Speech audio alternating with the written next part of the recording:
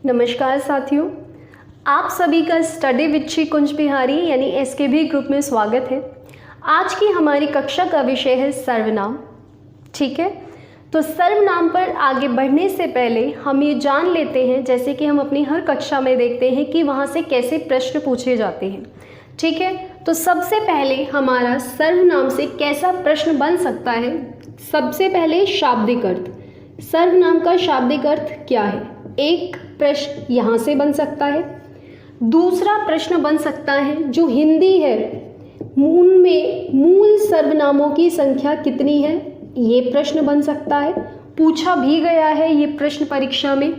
ठीक है, ऐसा प्रश्न बन सकता है। या फिर ऐसा प्रश्न बन सकता है, आपको 4 विकल्प दे देगा और आपसे कहेगा इसमें से निजवाचक सर्वनाम का चयन कीजिए या निश्चयवाचक सर्वनाम का चयन कीजिए। उदाहरण के लिए देखो, मैंने यहाँ लिख दिया यह, वह, कोई और जो। अब मैंने इसमें आपसे कहा इसमें संबंधवाचक सर्वनाम का चयन कीजिए। अब जब आप पहले ये मूल सर्वनाम पढ़ लोगे तब आपको पता चलेगा इसमें से हमारे पास संबंधवाचक सर्वनाम कौन सा है। ये अभी हम आगे देखेंगे। ठीक है, फिर देखो आपसे कैसा प्रश्न पूछा जा सकता है। आपको वाक्य दे देगा। ठीक है, जैसे मैंने कहा मैं वृंदावन जा रहा हूँ, मैं वृंदावन जा रहा हूँ। ठीक है, तो इसमें से आपसे कहेगा बताइए मैं जो है किस तरीके का सर्वनाम है, ऐसा प्रश्न बन सकता है।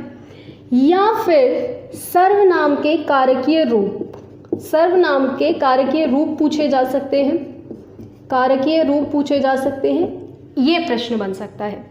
तो यहाँ पे हमारे पास सर्वनाम से जो प्रश्न बन सकते हैं वो इन आधार पर बन सकते हैं। ठीक है, तो अब हम एक एक करके सर्वनाम को पहले समझना शुरू करते हैं। इसके प्रमुख बिंदु पर, इसके भेद पर हम आगे आएंगे। सबसे पहले अब आप देखो सर्वनाम यानी कि सबका नाम। सर्व मतलब सबका और नाम। अच्छा, अब एक बात बताओ, हम संज्ञा पढ़ चुके हैं तो ये हमारे पास नाम तो क्या होती है, संज्ञा होती है ना। तो ये हमारे पास क्या है, सबका नाम। यानी हम किसी संज्ञा के बदले हम क्या कर रहे हैं, सबका नाम एक शब्द प्रयुक्त कर रहे हैं। उदाहरण के लिए समझो, देखो पहली लाइन इसमें आपको ये लिखनी है, लिखनी ही है, संज्ञा के स्थान पर, संज्ञा के स्थान पर प्रयुक्त शब्द, संज्ञा के स्थान पर प्रयुक्त शब्द हमारे पास क्या कहलाते हैं, सर्वनाम कहलाते हैं। अब इसको पहले आप उदाहरण से समझो। कैसे, मैंने कहा राम दिल्ली जा रहा है, राम दिल्ली जा रहा है। ठीक है, ये लिख दिया। लेकिन यहाँ पे हमारे पास राम क्या है, ये तो संज्ञा है। लेकिन अब अगर मैं राम ना कह करके अगर मैं आपसे ये कह दूं कि मैं, या मैं छोड़ो, आप ये देखो वह दिल्ली जा रहा है, वह दिल्ली जा रहा है। अब मुझे एक बात बताओ, यहाँ पे जो वह है, क्या हम ये पता लगा पा रहे हैं कि राम दिल्ली जा रहा है, या यहाँ पे मोहन है, या यहाँ पे कोई गिरधर नाम का व्यक्ति है, या यहाँ पे कोई गोपाल नाम का व्यक्ति है। कौन व्यक्ति है यहाँ पे, क्या हम जान पा रहे हैं कि वह दिल्ली जा रहा है। तो यानी हमने क्या करा, हमने संज्ञा के बदले एक सबका नाम, एक शब्द हमने ऐसा लिया कि उसमें कोई भी आ सकता है। वह दिल्ली जा रहा है, अब वह दिल्ली जा रही है, वह दिल्ली जा रही है। यहाँ पे भी क्या हो सकता है, अब ना तो राम, अब देखो यहाँ रही है सबसे पहली बात तो, ठीक है, यानी जा तो कोई लड़की रही है, लेकिन सीता, गीता, रीता कौन, ये तो नहीं पता चल रहा। ठीक है, यानी सबका नाम, वो सीता के लिए भी हो सकता है, गीता के लिए भी आ सकता है, रीता के लिए भी आ सकता है, किसी के लिए भी आ सकता है। ठीक है, तो संज्ञा के स्थान पर प्रयुक्त शब्द हमारे क्या कहलाते हैं, सर्वनाम कहलाते हैं। ठीक है, अब दूसरा पॉइंट देखो आप, देखो सर्वनाम को हमें लेने की आवश्यकता क्यों पड़ी, पहले आप इसको समझो। देखो मैंने कहा राधा सुंदर लड़की है, बात को समझना। राधा सुंदर लड़की है, राधा वृषभानु की पुत्री है, राधा वृषभानु की पुत्री है, ठीक है। राधा कृष्ण की प्रेमिका है, राधा कृष्ण की प्रेमिका है। अब देखो यहाँ पे मैंने राधा शब्द का जो प्रयोग है कितनी बार किया, राधा, राधा और राधा, 3 बार किया। लेकिन क्या यहाँ पे संज्ञा की पुनरुक्ति को खत्म नहीं किया जा सकता था? किया जा सकता था। यहाँ भी हमने संज्ञा 1 बार ली, फिर हमने संज्ञा दोबारा ली, फिर हमने तीसरी बार संज्ञा ली। संज्ञा की पुनरुक्ति खत्म करने के लिए और भाषा को और ज़्यादा स्पष्ट बनाने के लिए हमें पड़ी सर्वनाम शब्दों की आवश्यकता। अब देखो इसी बात को ऐसे भी लिखा जा सकता है, राधा सुंदर लड़की है, ठीक है। पहले आपने ऐसे लिखा राधा सुंदर लड़की है, फिर वह वृषभानु की पुत्री, वह वृषभानु की पुत्री है, वह कृष्ण की प्रेमिका है। और इसको और ऐसे लिखा जा सकता है, वह वृषभानु की पुत्री और कृष्ण की प्रेमिका है, कृष्ण की प्रेमिका है। तो हमने क्या करा, सिर्फ 1 बार राधा लिया और उसके बाद उनका परिचय वह से करते हुए हम देते हुए आगे बढ़ेंगे। अब यहाँ पे उनके और भी गुणों को व्यक्त किया जा सकता है इसी तरीके से। तो संज्ञा की पुनरुक्ति को खत्म करने के लिए हमने क्या प्रयोग में लेकर आए, सर्वनाम शब्दों को। चलिए अब हम आगे बढ़ते हैं। तो देखो अब आपको नोट करना है, संज्ञा से उसी वस्तु का बोध होता है जिसके बारे में बात हो, ठीक है। उसी वस्तु का बोध जिसके बारे में बात हो, उसी वस्तु का बोध होगा जिसके बारे में बात हो। पर क्या यहाँ पे हम संज्ञा पढ़ रहे हैं? नहीं, यहाँ तो हम सर्वनाम पढ़ रहे हैं। तो फिर सर्वनाम क्या है? सर्वनाम से किसी भी वस्तु का बोध हो सकता है, सर्वनाम से किसी भी वस्तु का बोध हो सकता है, किसी भी वस्तु का बोध हो सकता है, ठीक है। अब क्योंकि ये संज्ञा के स्थान पर प्रयुक्त होते हैं इसलिए यहाँ हमें संज्ञा पढ़ना पड़ता है, ठीक है। अभी ये बात कैसे समझेंगे, अभी आप उसका उदाहरण देखो। अगर हम ऐसे लिखें कि राम अयोध्या जाएगा, राम अयोध्या जाएगा। अब ये विशेष के लिए प्रयुक्त है कि राम जाएगा, राम अयोध्या जाएगा, ठीक है। यहाँ पर ये जो राम है किसके लिए है? एक विशेष के लिए प्रयुक्त है, ये संज्ञा है, ठीक है। लेकिन अगर हम इसी की जगह ये उदाहरण लिख दें आपके सामने, वह अयोध्या जाएगा, वह अयोध्या जाएगा। अब इस वह में कोई भी हो सकता है, मेरे लिए हो सकता है इस वह में राम हो, लेकिन हो सकता है जब आप यही वाक्य बोलो, हो सकता है आप मोहन के लिए कह रहे हो कि मोहन अयोध्या जाएगा। हो सकता है और कोई व्यक्ति आए और वो किसी और के लिए बोलने लगे, राकेश के लिए बोलने लगे कि राकेश अयोध्या जाएगा, ऐसा भी हो सकता है। यानी कि सर्वनाम से किसी का भी बोध हो सकता है, ज़रूरी नहीं है कि वो केवल एक ही व्यक्ति होगा। लेकिन जब हमने राम कहा तो सिर्फ राम ही है जो अयोध्या जाएगा, ठीक है। अब देखो ये वाला जो नेक्स्ट पॉइंट है इसको आप बहुत ही ज़्यादा महत्वपूर्ण करके लिखना, क्योंकि यहाँ से परीक्षा में प्रश्न पूछा गया है कि हिंदी में मूल सर्वनामों की संख्या कितनी है। हिंदी में मूल सर्वनाम की संख्या कितनी है? 11 है। तो क्या यहाँ 11 संख्या पढ़ने से हमारा काम चल जाएगा? नहीं, हमें वो मूल सर्वनाम कौन से हैं वो भी तो पता होने चाहिए ना। तो ये नोट करो, पहले आता है मैं, फिर तू, फिर आप, यह, वह, जो, सो, कोई,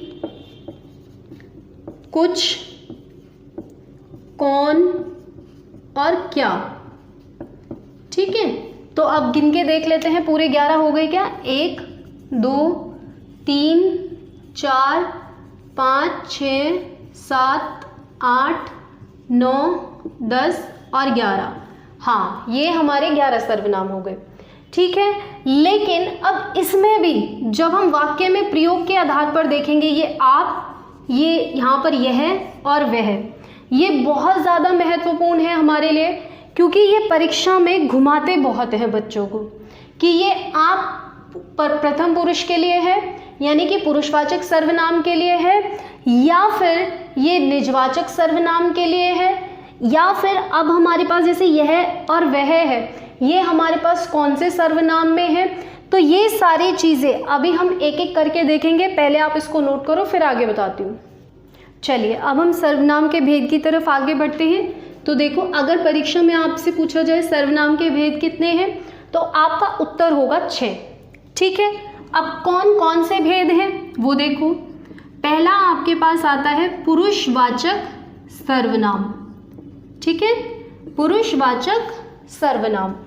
फिर हमारे पास आता है निश्चयवाचक सर्वनाम। ठीक है, निश्चयवाचक सर्वनाम।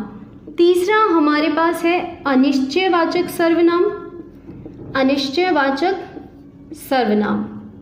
चौथा आपके पास है निजवाचक सर्वनाम। पांचवा हमारे पास है संबंधवाचक सर्वनाम। ठीक है, और छठा आपके पास हो गया प्रश्नवाचक सर्वनाम। अब हम मूल सर्वनाम हम पढ़ चुके हैं।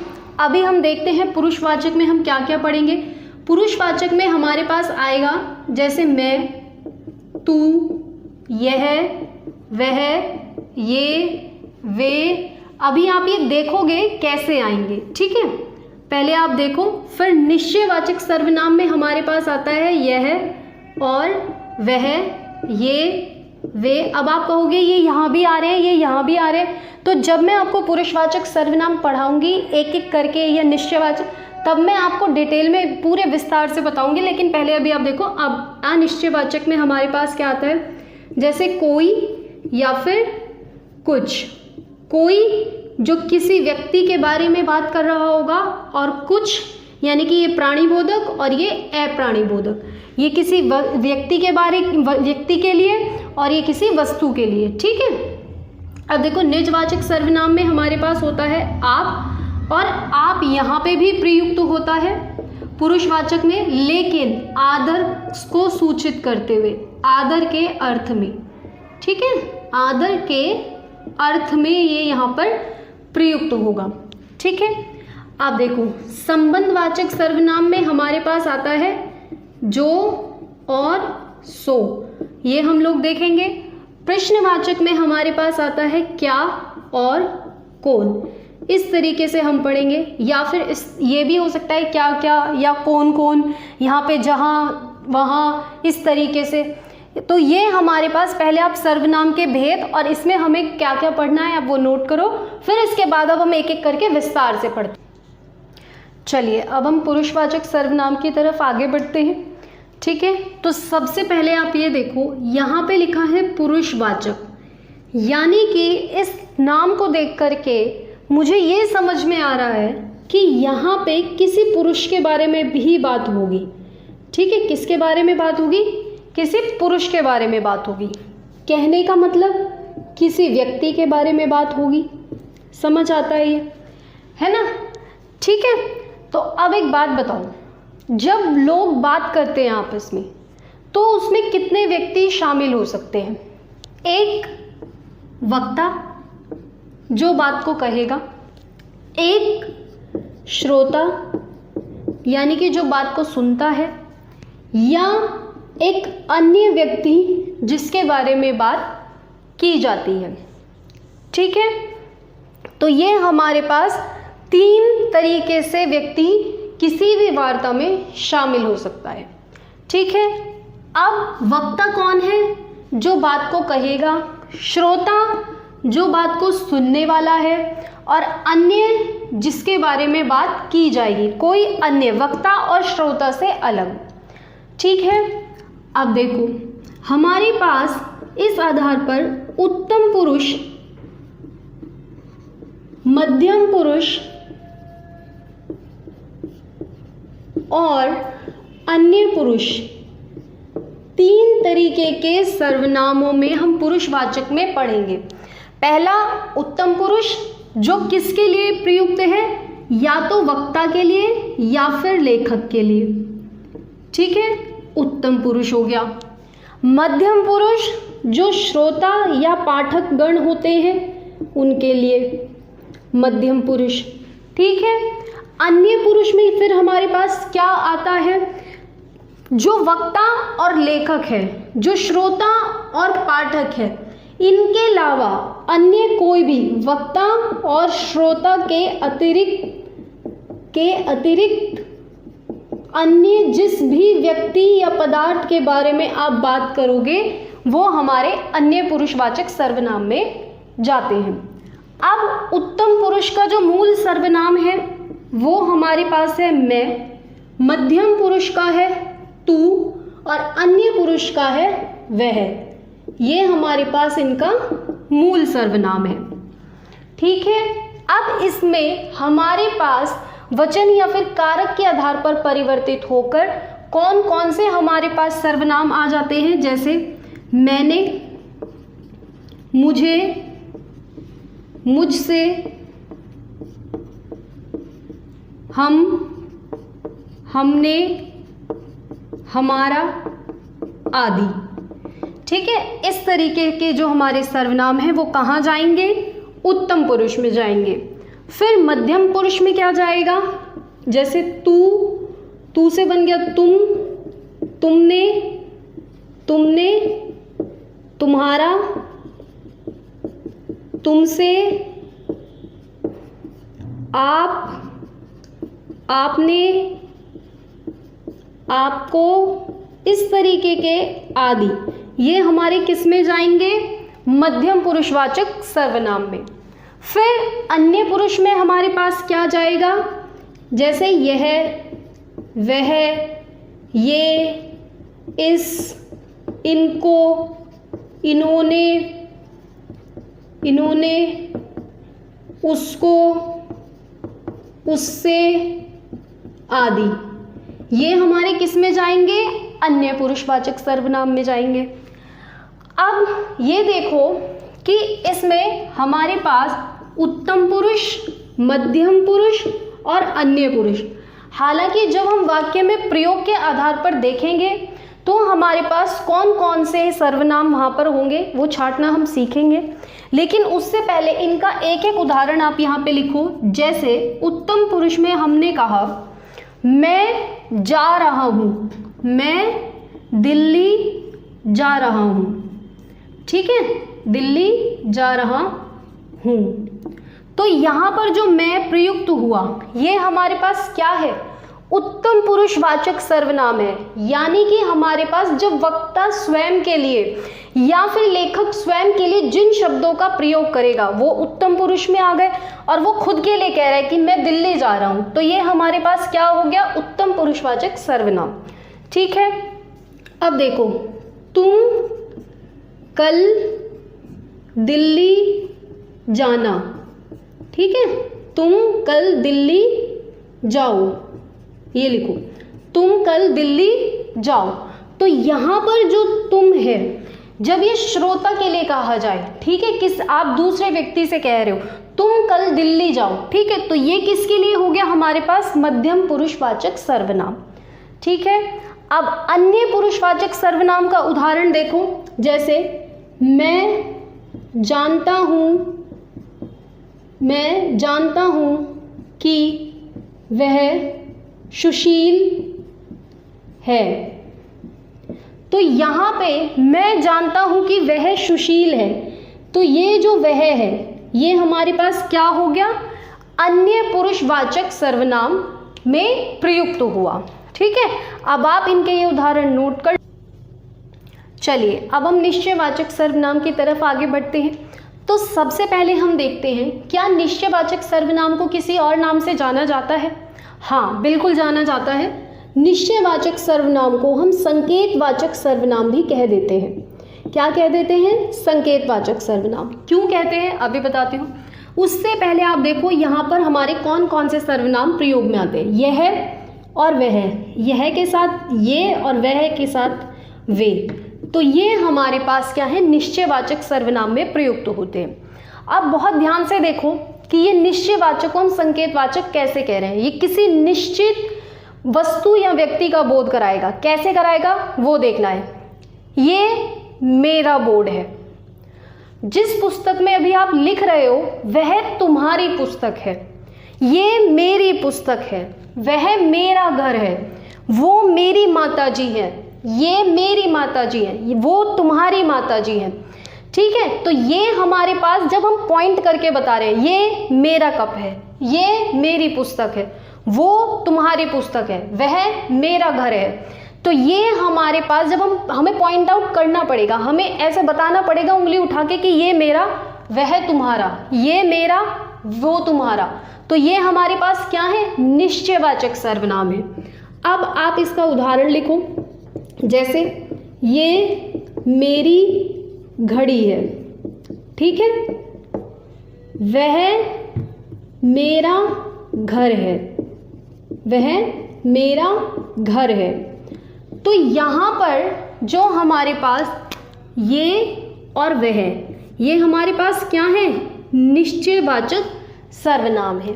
ठीक है, अब आप देखो अनिश्चयवाचक सर्वनाम, अनिश्चयवाचक सर्वनाम। ठीक है, अनिश्चयवाचक सर्वनाम में हमारे पास क्या आता है? अब यहाँ पे तो हमें निश्चित बोध हो गया कि हाँ ये मेरा है, वह तुम्हारा है, लेकिन अनिश्चयवाचक में पता नहीं चलेगा। अब देखो इसमें हमारे पास क्या आता है? जैसे कोई या फिर कुछ। अब ये कैसे होगा? ध्यान से देखो, कोई आया है, कोई आया है, या फिर दाल में कुछ गिर गया, दाल में कुछ गिर गया। एक चीज का और यहाँ पे ध्यान रखना है, ये जो कोई है किसी प्राणी का बोध कराएगा, ये प्राणी बोधक है, कुछ अप्राणी बोधक है। कहने का मतलब अभी बताती हूँ क्या है, यानी ये किसी व्यक्ति के बारे में बात कर रहा है और ये किसी वस्तु के बारे में बात कर रहा है। ठीक है, अब देखो ये कोई आया है, हो सकता है राम हो सकता है मोहन हो सकता है राकेश हो सकता है कोई और हो। कोई आया है, पता नहीं, कोई और भी हो सकता है। ठीक है, अब देखो दाल में कुछ गिर गया, हमें नहीं पता, कुछ तो गिर गया लेकिन क्या गिरा वो नहीं पता, पत्थर है या कोई जीव गिर गया, कुछ है लेकिन हम बता नहीं पा रहे क्या गिर गया, लेकिन गिरा जरूर है ये निश्चित है। ठीक है, तो कुछ अनिश्चित, पता नहीं क्या गिर गया, ठीक है, कुछ गिर गया लेकिन, तो ये दोनों हमारे पास कोई या फिर कुछ किस में है? अनिश्चयवाचक सर्वनाम में है। ठीक है, अब आप इनको नोट करो। चलिए अब हम निजवाचक सर्वनाम और प्रश्नवाचक सर्वनाम की तरफ आगे बढ़ते हैं। तो देखो निजवाचक सर्वनाम में हमारा जो मूल सर्वनाम है वो है आप। ठीक है, प्रश्नवाचक सर्वनाम में हमारे पास जो मूल सर्वनाम है वो है कौन और क्या। ठीक है, लेकिन अब क्या निजवाचक सर्वनाम में हमारे पास आप ही आता है? नहीं, और भी आते हैं, जैसे निज, स्वतः, खुद, आप, अपने आप, खुद ब खुद, इस तरीके से आदि। तो ये हमारे पास किस में है? निजवाचक सर्वनाम में है।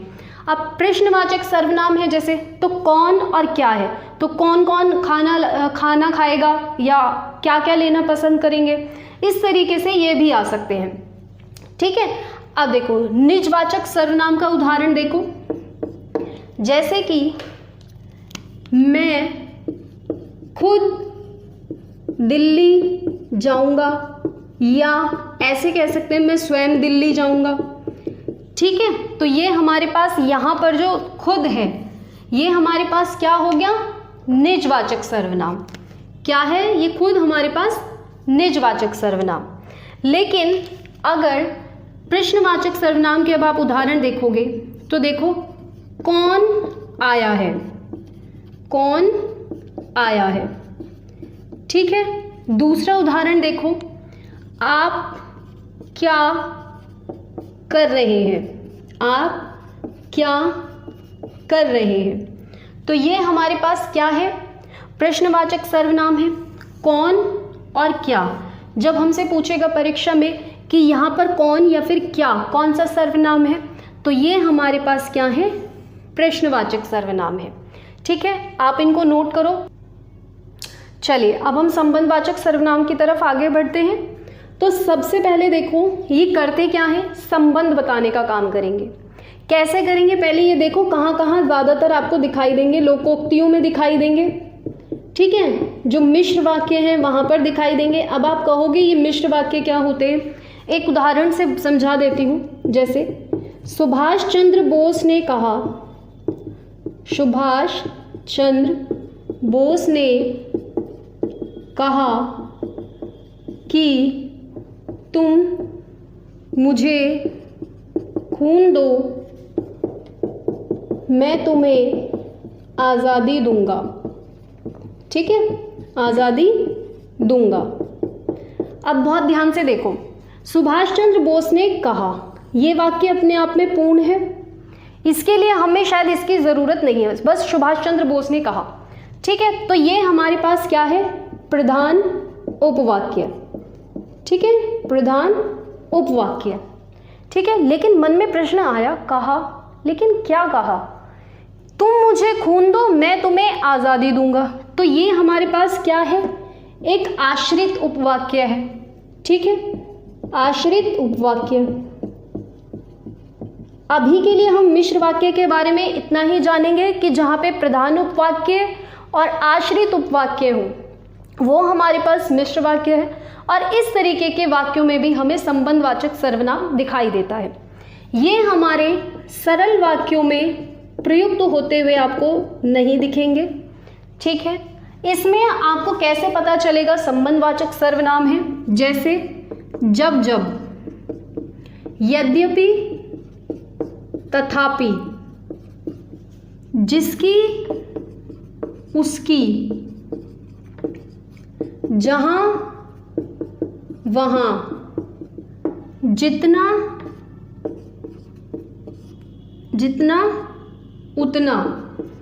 तो इस तरीके के जब हमें शब्द दिखाई देंगे आप समझ जाना वहां पर संबंधवाचक सर्वनाम है। उदाहरण से समझो कैसे। पहला उदाहरण लिखो, जहां चाहा वहां रहा। ठीक है, दूसरा उदाहरण लिखो, जिसकी लाठी उसकी भैंस, जिसकी लाठी उसकी भैंस। तो ये हमारे पास क्या हो गया, संबंधवाचक सर्वनाम हो गया। अब देखो यहाँ पे हमने जहाँ और वहाँ प्रयोग में लाए, और चाहा और रहा का संबंध बताने के लिए हमें जहाँ और वहाँ सर्वनाम का प्रयोग करना पड़ा। तो ये हमारे पास क्या है, संबंधवाचक सर्वनाम है। इसी तरीके से जिसकी और उसकी के थ्रू हम संबंध बता रहे हैं, तो ये हमारे पास क्या है, संबंधवाचक सर्वनाम है। ठीक है, आप इसको नोट करो। ठीक है, अब आज की जो कक्षा है उसको हम यहीं समाप्त करेंगे, क्योंकि यहाँ पर हम अपने सर्वनाम के सारे भेद पढ़ चुके हैं, लेकिन सर्वनाम अभी आपका पूरा नहीं हुआ है। ये हम सर्वनाम के कारकीय रूप और सर्वनाम को कैसे छांटना है, या ऐसे कहूँ कि सर्वनाम का वाक्य में प्रयोग कैसे होगा, वो हम अपनी अगली कक्षा में देखेंगे। लेकिन आज की सेवा सर्वनाम की हम यहीं समाप्त करते हैं।